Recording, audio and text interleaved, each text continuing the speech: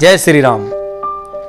अपनी ही गलतियों से यदि हम सीखेंगे तो शायद यह उम्र भी कम पड़ जाएगी, शायद यह जीवन भी थोड़ा पड़ जाएगा। इसीलिए हमारे धर्म ग्रंथों के माध्यम से, चाहे रामायण हो, महाभारत हो या और भी अन्य धर्म ग्रंथों के माध्यम से, हम अपने जीवन में परिवर्तन ला सकते हैं, हम अपने जीवन को सुधार सकते हैं और बहुत सी बातें सीख सकते हैं और अपने जीवन को एक आदर्शवादी जीवन में परिवर्तित कर सकते हैं।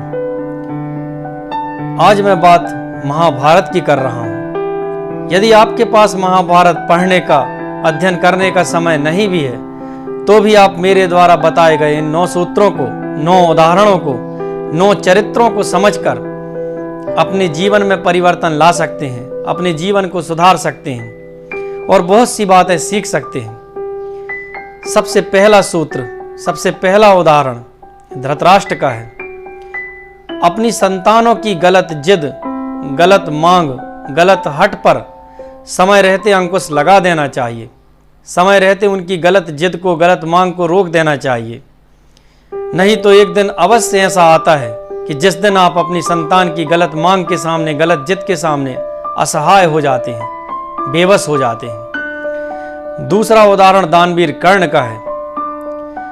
शक्ति संपन्न, बलवान होते हुए भी यदि अधर्म का, अन्याय का, अनीति का, अत्याचार का आप साथ देते हैं तो आपकी विद्या, बुद्धि, विवेक, आपके अस्त्र शस्त्र, शक्ति, उच्च स्तरीय पद आपका और आपके वरदान सब निष्फल हो जाते हैं, सब निरर्थक हो जाते हैं। तीसरा उदाहरण भीष्म पितामह का है।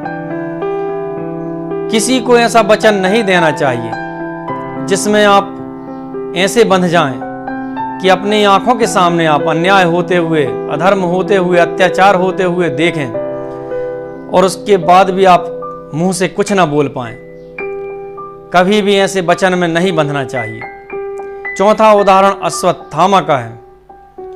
अपनी संतान को अति महत्वाकांक्षी बनने से रोकना चाहिए, क्योंकि वह खुद ही विद्या का दुरुपयोग करके स्वयं के लिए वह सर्वनाश को आमंत्रित करता है और अपनी आंखों के सामने ही और अपनी आंखों से ही वह सर्वनाश होते हुए स्वयं का देखता है।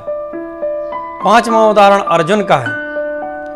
यदि विद्या, बुद्धि, विवेक के साथ बंधी हुई है तो चाहे कितनी ही परेशानियां आ जाएं, कितनी ही समस्याएं आ जाएं, एक ना एक दिन निश्चित ही आपकी विजय होती है, आपकी जीत जरूर होती है। और छठवां उदाहरण शकुनी का है। कोई कितना ही प्रपंची हो, छली हो, कपटी हो, अधर्मी हो, लेकिन वह हमेशा विजयी नहीं हो सकता है। एक ना एक दिन उसको परास्त होना ही पड़ता है, उसकी पराजय निश्चित होती है।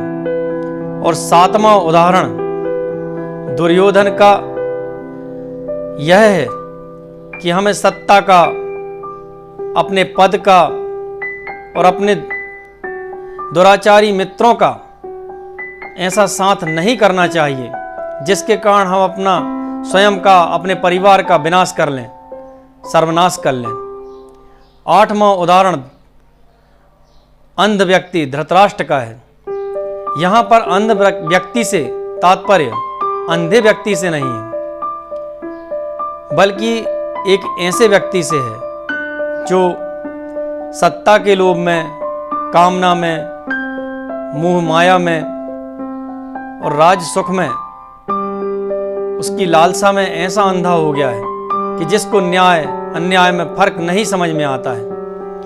वह स्वयं ही अपने कुल का, अपने खानदान का, अपने परिवार का विनाश करने के लिए स्वयं ही जिम्मेदार होता है, वह स्वयं ही जवाबदार होता है। और 9वां उदाहरण धर्मराज युधिष्ठिर का है।